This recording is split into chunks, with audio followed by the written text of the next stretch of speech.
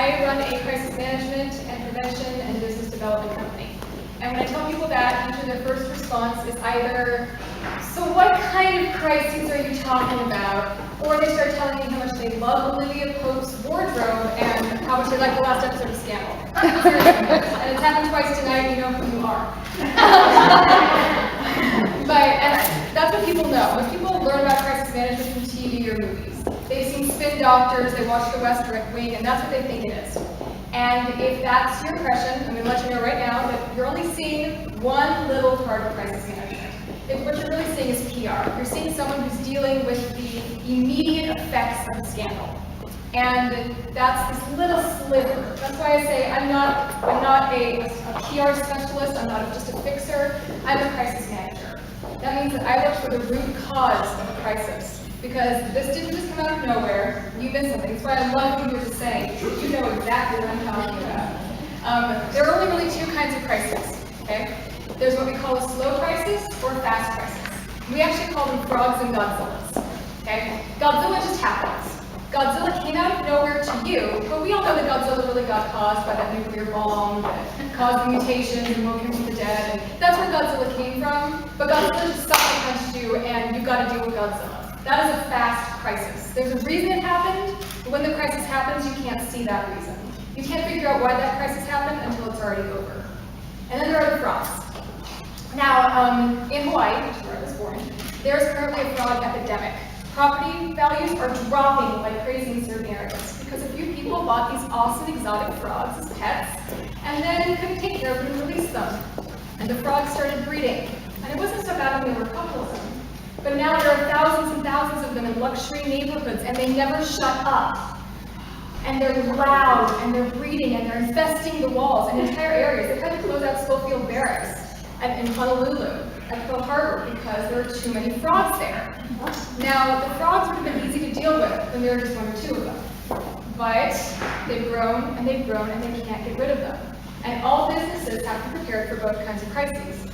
You have to be ready for the frogs, and for the Godzillas. And everyone has frogs. The frogs are, I really need to call and get that insurance, but I just haven't gotten around to it. I've got all this other stuff I've got to do. I just don't have time. Until suddenly, the Godzilla hits you, and you can't handle all those frogs you've been holding at bay, and then you're dealing with the Godzilla and all the frogs at the same time. That's how crises happen. We tell folks there are only two kinds of organizations. Those that have experienced a crisis, and those that haven't been around very long. It's going to happen. They're going to come, they're going to hit you. And you probably deal with them all the time, you just don't realize that you're dealing with them. We deal with everything from the CEO is sleeping with the secretary and embezzling money, to there's this other restaurant, and I know it's them, but they're bashing us on Yelp. They're making fake accounts, and they are attacking our business to tank our ratings. To, oh holy crap, this is my favorite, it was last year. We just found out that we have to travel a trade show to India or we will lose our government grant, and the trade show is in 6 weeks. Our product isn't done, and by the way, our CEO just had to leave on health leave, and our new CEO doesn't get here for those 6 weeks. Help! So we came in and we managed the trade show, we helped them finish developing the product, and we got everything flowing, and then we left when it was done. We got everything in place. I have a lot of one-woman shop businesses that come to me, and they're almost always suffering from what we call catastrophic success. Everyone's always worried about catastrophic failure. We plan for that when we start a business. You plan for what am I going to do if this doesn't work. But people don't plan for what happens if I'm successful beyond my dreams and I'm not ready to handle that load. And those are the folks we see the most of. The people who, for instance, I have one client, let's call her Anna, and she came to us a couple weeks ago saying, I am overwhelmed, I'm exhausted, I've lost my motivation, I barely have time to function, I'm taking care of my kid and working from home, and suddenly I have all these clients and I can't manage them, I'm losing emails, I can't get my work done, I'm not organized enough, I'm not motivated enough, I need help, I'm in crisis. And this is what they always do. People always talk about their priorities, how they don't have motivation, how they're overwhelmed and they're not organized.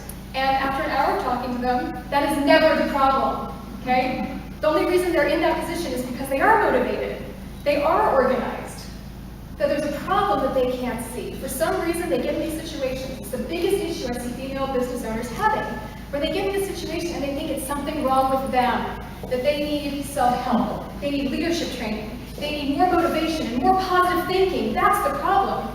Well, in Anna's case, after an hour and a half of talking to her, her problem was not her priorities, her problem was not a lack of focus, her problem was her email and filing system.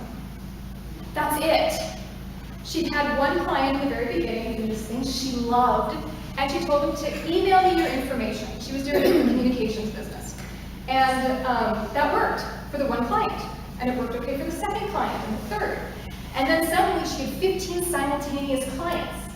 And what happened, when I looked at what she was doing, asked a few questions, is that Anna wasn't managing all of her clients.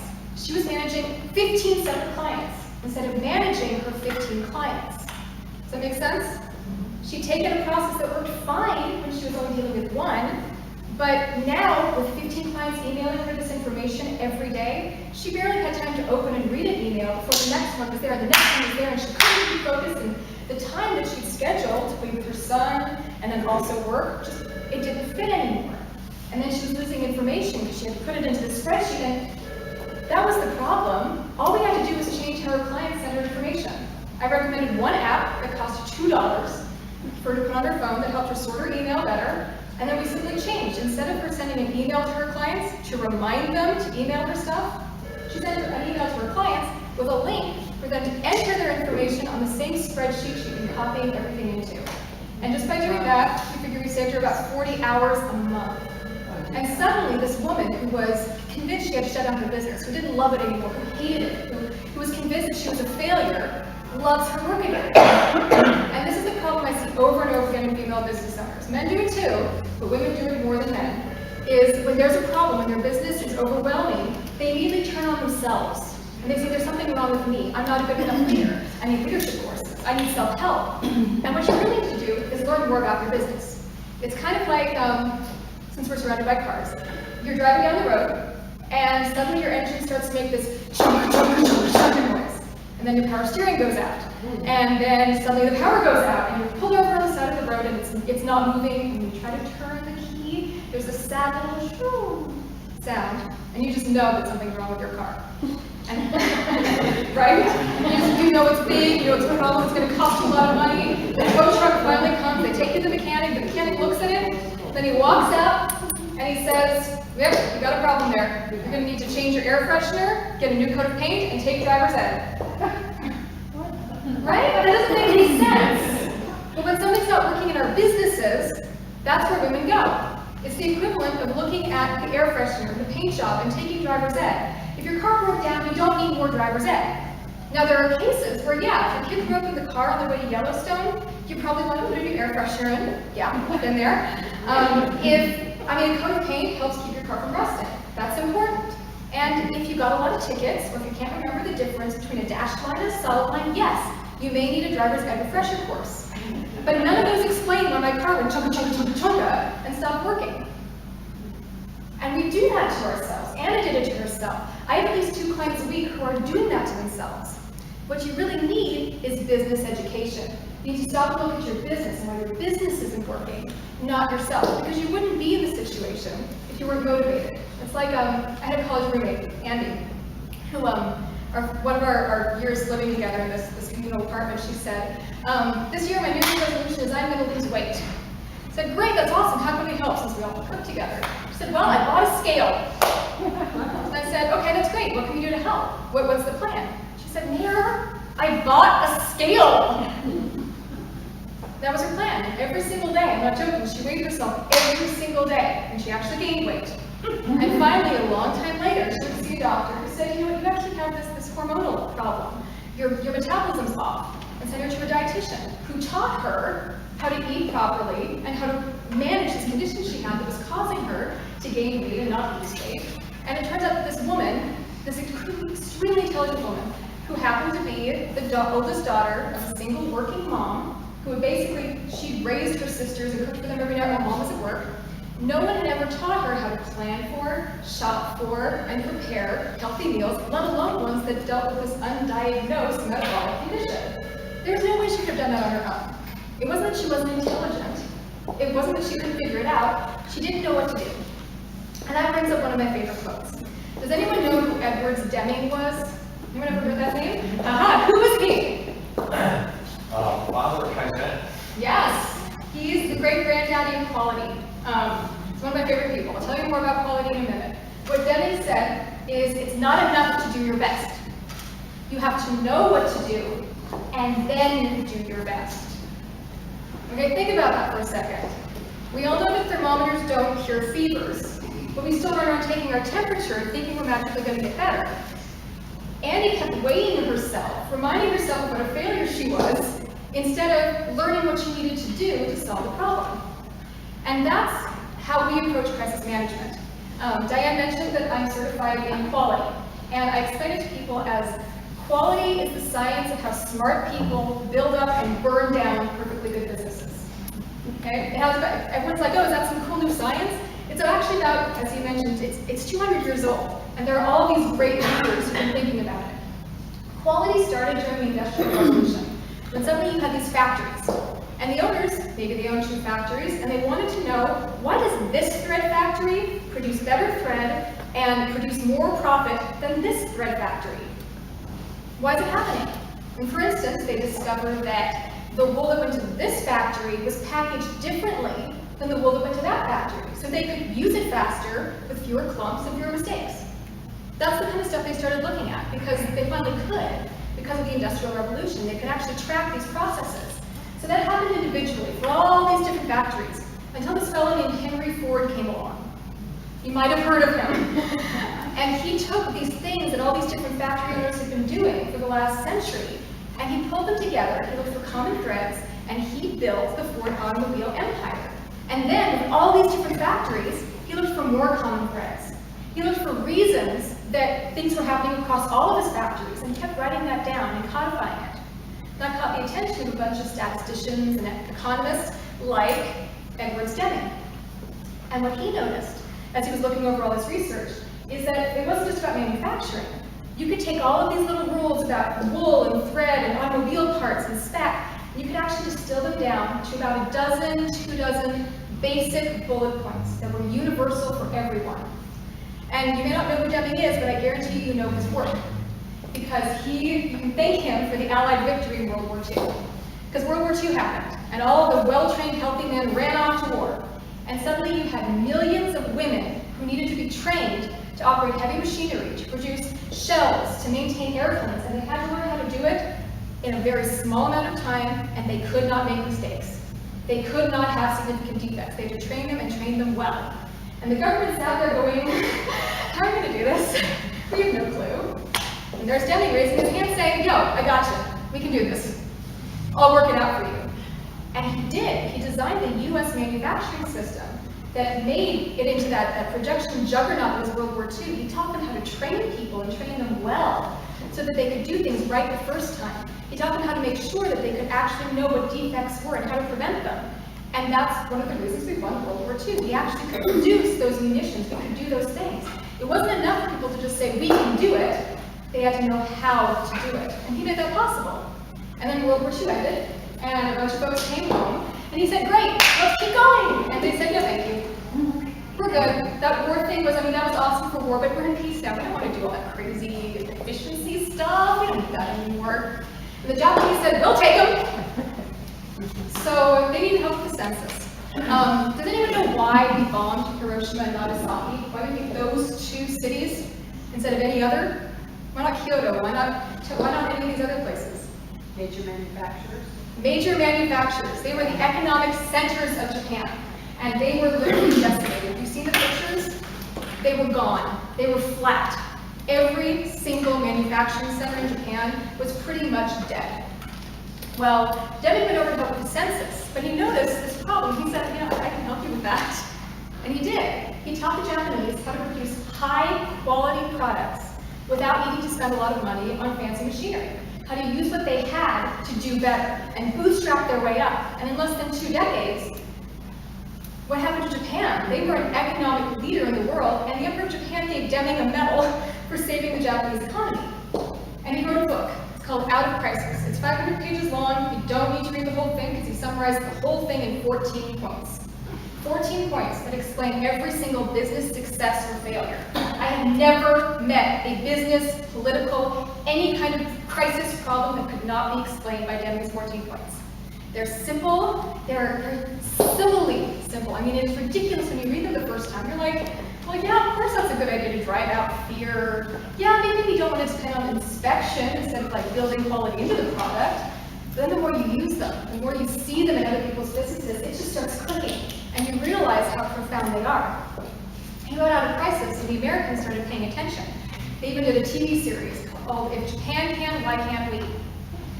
And people started noticing. They started using his principles more. And these other quality theorists who'd worked with him, they created this common language for how to talk about these ideas. That's why Japan did so well. They had a language to discuss all the cool things they were doing that made their business better.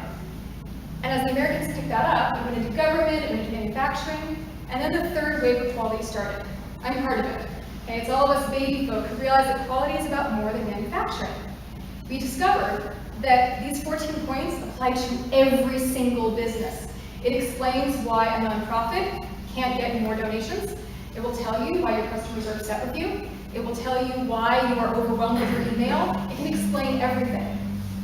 That is how awesome quality is, and that's what we advocate for now. That's part of what we do in our crisis prevention. Is it's not enough for you to walk in and fix your crisis. That's putting a Band-Aid on an amputee, okay? What we really need to do is teach business owners these simple, free principles. They are easy. You can find them on the internet. There's no secret to them. But it's how to take these principles and apply them in your own businesses to do things faster, safer, cheaper, and more efficiently. That's really the magic of quality. And I bring that up because this is actually National Quality Awareness Month. And Spokane, you may not know, is a hotbed of quality. They're using it at Valley Hospital. It's one of the reasons that they've completely turned around their operation. They're using it at Vista. They've used it at Washington Trust Bank, I know. They've used it at, lots of big businesses here are using it. But the more impressive successes are the small businesses that are using quality.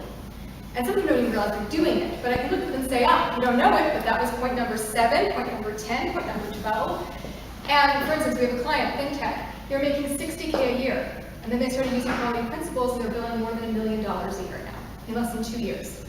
It works for the bakery on Main Street. It works for every single business.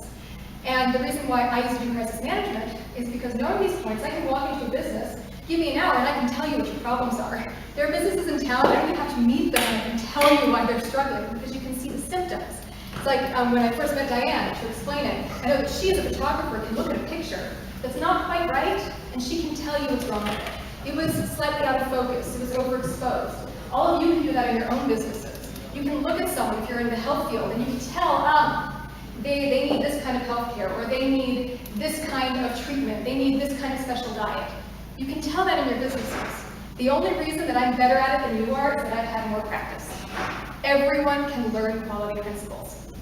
And there are actually 2 awesome organizations here in Spokane, 2 nonprofits. The Lean Management Consortium and the American Society for Quality Chapter. They're actually joining forces. They're merging into one big, awesome organization, and their entire purpose is to educate people in Spokane about quality. Because what Deming discovered is when you start using quality principles, your costs go down and your profits go up. That lets you get more work, hire more people, have less stress. More people have work, there are more taxes going to government. We all start winning, we all start benefiting, there are better, stronger jobs. Everyone wins when quality happens. And our company is actually committed to spend the next year advocating for quality in the community, providing free resources, free classes, videos, programs to get that quality language out. So that's one of the reasons Japan succeeded so well, is that they had a common language to discuss quality. Instead of reinventing the wheel with each new business, they could understand what worked for another business, even if it was a different industry, because they all spoke the same language. They could all refer to the same points, the same terms. And we believe, and the Lean Management Consortium and ASQ believe, that if we can get more people in the community to know these terms, instead of everyone trying to relearn these principles and make it up on their own and wait and have this long learning curve, we can all start building businesses faster and stronger and creating more jobs and having more success. Because what I see in those female business owners who come to be overwhelmed and exhausted is that they think the problem's them, and if they hit that point, if they don't get help, if they don't know what to do, they just write off their business and they shut it down. Because most of us, when push comes to shove, we'll pick our families and their sanity over profit. And if you sit there and you don't see a solution, or if the solution is too far away, they'll shut it down. It's one of the reasons we have such a high rate of female entrepreneurship in the state. We also have a huge churn rate of businesses starting and closing and starting and closing. And most of those businesses starting and closing are not not doing it because they are failures. They are doing it because they're overwhelmed, and they have that catastrophic success without the tools to cope with it. And it makes me sad because the tools are so easy. In an hour, I was able to fix Anna's problem. It was just her email. It would be a shame to shut down an entire business that's on the verge of hiring new employees because of email. But she blamed herself. And this is what it really boils down to. The biggest problem I see with female entrepreneurs and female business owners is that they focus too much on positive thinking, and what they really need is positive action. When you have someone who's that overwhelmed, telling them, you just need to think more positive, you need to be motivated, like people were telling Anna. My husband describes it as giving Red Bull to an insomniac. Like my friend Andy in college, she weighed herself every single day. She did not have a motivation problem. She was motivated to weigh herself every day. She was religious about that. She was motivated. She just didn't know how to do it the right way. And that's what happens. And sometimes, especially as women, we're more comfortable turning to the soft skills, which are valuable skills. I'm all for positive thinking and square shoulders. I am all for optimism and moving forward. But you've got to pair positive thinking with positive action. You've got to use the right tool for the right job. You can't go to driver's ed when you really need to dig into your engine and fix it. Now, on the same note, when a weird sound happens in my car, I go into, oh my gosh, is it going to break down? I need to pull over mode, because I'm scarred by my car breaking down in the middle of Montana once with my 2 small children and being stranded in Butte for 2 days. It was scarring, okay? I still go into a little panic attack over it. My husband, he hears a weird noise in the car. He stops for a second as I'm hyperventilating and goes, hang on, the belt's just a little loose on the water pump. We'll pack it when we get home. And he's totally calm about it. Well, it's not because he's a man or magically born to understanding cars. It's because he took auto shop in high school. When we get a new car, he buys the repair manual. He understands the system, and he can figure out what's wrong just by listening, because he understands cause and effect. And after this horrible experience in Butte, Montana, where I was stranded, I started trying to learn more about cars, and I realized that I had this baggage that told me, oh, you can't learn that. You were bad at science in high school. Someone tried to explain it to you once, you didn't get it, so you can't learn it. And a lot of female business owners are fighting against that. They've heard that all this business management stuff is statistics and spreadsheets, and I got a lot of test anxiety over math in high school, and I'm done with the SATs, and I never actually take these classes again, no thank you. So it feels safer to go towards leadership training or positive thinking, which are all great things, but you gotta use the right tool for the right job. You can learn these skills, they're not hard. They really aren't. You just have to believe that you can actually do it, and be willing to look for how to apply in your own businesses. When that happens, you push through that rut, and you're able to keep functioning. And that is what we do as crisis managers. Yes, we can come in if you're having a panic attack, and we can fix your business. What we prefer to do is come in and prevent these problems, teach you how to use these principles to identify them on your own, and really put ourselves out of business on that front, to create a community of people who can actually talk to each other about these problems with a common language, so we all learn from each other and really solve each other's problems instead of repeating the cycle over and over and over again. Now, for anyone here who's interested, we have 2 baskets we're going to pass around. If you want to drop your cards in them, everyone here will get the beginnings of the free resource campaign from ASQ, the Lean Management Consortium, and what we're providing, which are free ebooks, free audiobooks, there are free webinars, courses, pretty much everything you need to start understanding quality, you'll get dumped right into your inbox. Easy. Our goal with this, with everything we created, is to make it so simple that a working single mother could do it in 15 minutes an evening after she puts her kids to bed at night. Because that's the degree of stress most business owners are dealing with. I have folks emailing me who are working 72 hours a week, not counting taking care of their kids. You don't need more stress for them. You don't need another thing on your to-do list. You need help. So we'll send all that to you. We have these 2 baskets. In one, let's put anyone who has a business of smaller than 5 people. Your business of 1 to 5 people, put in the other basket. We'll draw a name out, and 1 person from each basket is going to get 5 hours donated from our company to help yours. Any questions you have, anything you want, use us for that. And everyone else here, we do free consultation. Come and talk to us. We're committed this month. Anyone can come and talk to us for free. We don't charge for good questions or good conversation. So come and get a free consultation for us. I don't care if you want to talk about your email, about your audit, about that guy who's bashing you on Yelp or Urban Spoon. come talk, and we will point you towards free resources. That's part of what we do, is we run a network of vetted, trusted service providers and free resources that can help you get through that rut. Because if you get through that rut, you can start hiring people. You can start living with a little more peace. You can start helping other people learn how to get through those problems. And also asking questions. I'm here. We've got a few minutes. Seriously. What are your questions? So which basket is which? I don't know. Which basket is which? Five or more. Seriously, any question? Throw it at me. What's one of the 14 points of Deming's 14 points? Is it, do you have enough time to tell us? Yeah, throw it at you. What Deming talked about, he has 14 points and 7 evidences. And the 14 points are all issues that management does. These are not problems with your workers. Because as Deming pointed out, and scientists have proven over and over again, the Pareto principle, that 80% of the problems come from 20% of the population, and it's always management. Employees are never the problem, I guarantee you. The management is the problem when you understand 14 points. And there are things like cease reliance on slogans, which really means put your money where your mouth is. How many times have you walked into a business that says, we value quality, customer service first, and you look at the employees' faces, and you look at how they react, and that's not true. Or where management, instead of really working at problems, just comes up with a new buzzword or a new slogan. That was one of his problems. He talked about how you have to cease reliance on inspection.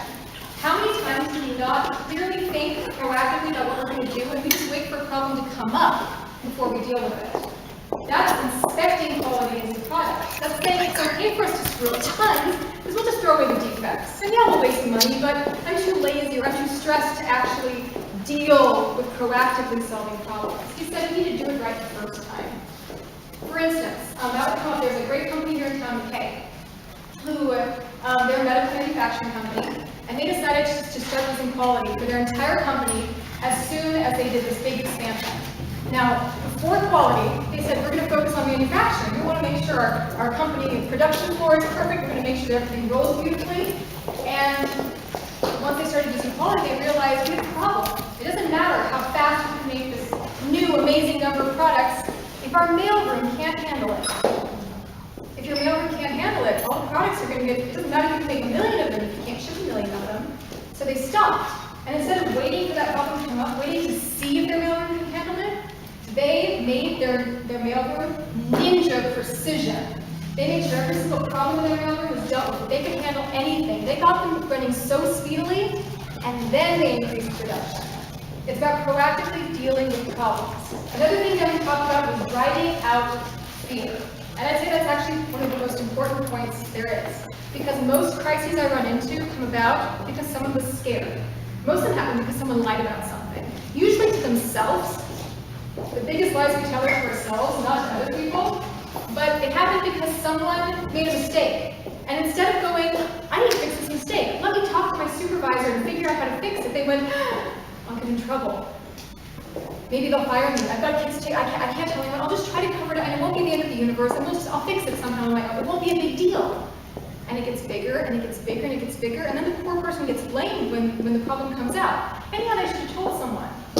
But something made them feel like they couldn't trust you. Something made them feel like they couldn't tell it to you. Either they heard a lot of stories about someone getting sacked for making a mistake, they hear about zero tolerance policies, and they decide that no, I can't tell anyone. It's less risky for me to keep it a secret than it is for me to tell them. And that's the kind of fear that Deming worried about. That's the kind of disease that destroys companies, because that's where your Godzillas are coming from. That's a frog that grew up into a Godzilla. When you have a whole bunch of people who aren't telling you what you need to do to fix a problem. And I mean, there are 14 of them, you can find them online. I can send them to you. They'll actually be part of this packet that we send out. But other questions? Does that help? Yes, thank you. Yes. How would you say your processes change between professional services versus manufacturing?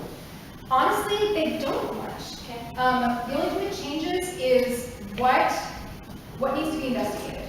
Because it always boils down to saying, this is what you're doing right. This is where we need to figure out how to do things better. And we never walk in and say, like, you know the joke about consultants? A consultant is someone who borrows your watch to tell you what time it is and then gives it back to you broken.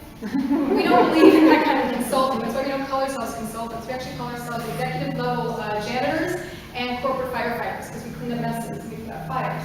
And that's what I love about quality is it doesn't matter when you're doing professional services or manufacturing. That's one of the reasons people don't use quality principles. If you're doing professional services, you still have a product. You're still producing something. You're still doing something. It's not as tangible as this other thing. So, yeah, we've got to look at your processes more. There may be a little more subjective information, but they're the exact same questions. And I'll tell you the questions right now for free. It's easy, okay? It's how are you doing? How do you know? Are you improving? How do you know? If you want to find out if there's a crisis you haven't heard about in your company, ask everyone that question. You will become a BS detecting machine because most people I talk to can't answer those questions. Say it again. How are you doing? How do you know? Are you improving? How do you know? Because most people will say, we're doing okay. Well, how do you know you're doing okay? I think our no joke, that's the most common response I get from people. And it doesn't matter if you're doing a professional service or manufacturing. For instance, one of the principles of quality is to eliminate waste, okay? Now, for a manufacturing company, that might be making sure that you don't have to throw away a lot of broken parts. Maybe making sure that you talk to your supplier to make sure those parts you get are better quality, so the product works better and there are fewer defects. But I have a great IT company that produces basically professional consulting, and they've eliminated waste by adapting in real time their commercial marketing practices. So they actually get real-time feedback on how ads are doing, and they adapt them as needed in real time. That's eliminating waste too, because every time that ad is up ineffectively and someone sees it, that's waste. So they change in real time. The principles are the same, even if they're different industries. And if you mean like when we come into your professional office, we ask them questions, then we do in a manufacturing place, no. We talk to the employees, we talk to you, we find out what your problem is, and we can usually tell really what your real problem is in about 10 minutes. Really, because it all goes back to those 14 points. Does that make sense? Yes, absolutely. What else? Anyone? Do we have enough time? I'm sorry, am I going over? We need it. I have no idea. You got about 10 more minutes. How's that? Okay, anyone else? Don't stop. Jim, did you have a question? I thought it said. So how do you know Kaizen? Huh? How do you know Kaizen? How do I know that? Yeah. Well, I teach the same principles. I actually really engage with him, the guy that got exiled from here and taught it out. Exactly. And now we start to realize we could have done it too. Exactly, hopefully we're doing it too. That's the goal, is, I mean, sure, the government threw him out, but luckily he gave us these principles, Ishikawa, Duran, Crosby. In fact, these are the other great quality thinkers. They even wrote books with titles like, Quality is Free. Like, they tried really hard to make it obvious. But in the process, they kind of pissed off a lot of the established business mentality, which is why Deming, Crosby, Duran, all these people usually get about a paragraph in most business books. They're lucky, because the people who threw them out, who sent them over to Japan, are the ones who took over the US manufacturing process and said, no, we can do it better. Those silly statisticians, we know what we're doing. Which is one of the reasons why I love teaching people about quality, because quality is made for people who haven't been run through MBA mills. Okay? An MBA is great. I'm sure there are some in this room, and they are awesome for a specific purpose. Like I said, the right tool for the right job. An MBA was designed to teach you how to be the CEO of a Fortune 500 company. That's the purpose of getting an MBA. That's what they designed the curriculum to be. Then they figured out more people wanted one, so they can market it to them too. But never think that an MBA qualifies someone to run a small business better than it qualifies anyone else. I mean, literally, my background is theater and Asian studies. Okay? But here's the thing, you want to learn systems and processes? Study theater. I will take a theater manager any day over most MBAs. Because in theater, I was running teams of 200 people. I had to manage 12 different crews that had to interact. You cannot hang a light in theater without knowing, one, trigonometry, but also knowing, okay, where are the actors standing? What is the set design? What are the costume colors?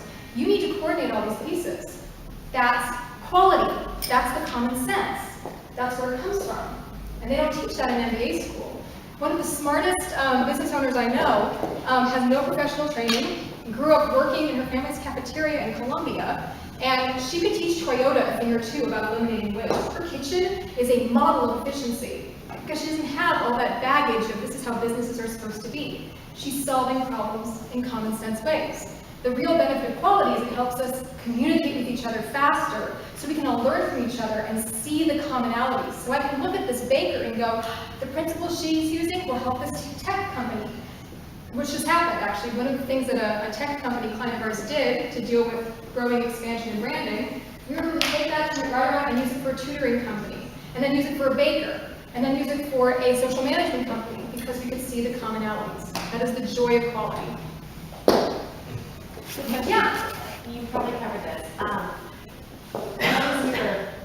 What is the number one obstacle you encounter when you go and you have all these ideas and you've got the solutions with business owners or the employees or the staff? What's your biggest obstacle? It's the same problem that Deming ran into, which is when you tell them what the solution is, they go, no, it's not that easy.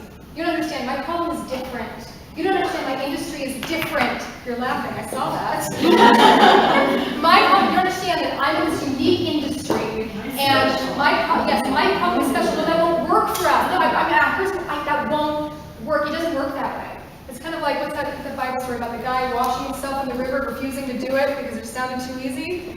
It really is that easy. That's one of the joys of quality, is that there are no new problems. Really, people haven't changed that much.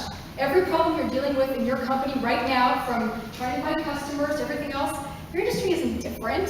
People are the same. Human behavior is the same. There are no new problems. It doesn't matter. I mean, I see the exact same problem in the one-man shop that I see in the major publishing conglomerate. It's the same thing. It's the problems people actually trusting us and believing, because they think, I'm the problem, I need leadership training, and they've been sold a lot of that, which is not a bad thing. I'm not going to bash leadership training. It's awesome, but you got to use the right tool for the right job, and they're convinced that that's what's going to help them. And if I say, no, you're not a failure, it's not your priorities, you don't need any special positive thinking, you just need to fix your email system. I promise this $2 app will help you, I promise. And they sit there going, no, it can't be that easy. And the flip of that are the folks who know that there's a problem in their business, but they're scared to really dig into it. They prefer to just say, oh, it's a problem, someone else can deal with it, or they push those frogs away. Because if you start digging into them, there's a possibility that you might be doing something wrong. And they're so exhausted, they're so emotionally overwhelmed, there's so much writing, their family, their employees, everything is writing on them doing well. And they can't emotionally handle that they're doing something wrong anymore. And I get that. That is where we get when we are pushed to the edge. And so they want to know what's wrong, but they really don't want to know what's wrong, because there's that risk that they've messed up something important to them. And that's a scary, painful thing. The thing is, we all do that. None of us are perfect. We just set these weird expectations for ourselves. And that's one of the other things I find reassuring about quality, is when you get to that situation, you can say, yeah, sure, you probably messed up. So have these 80 trillion other people, and I can name big names that have screwed up in exactly the same way, and they got through it because there are no new problems. Say it with me. There are no new problems. And so that would be the biggest obstacle I run. Those two are the biggest obstacles I run into. And they're manageable. I promise you, they're manageable. Anything else?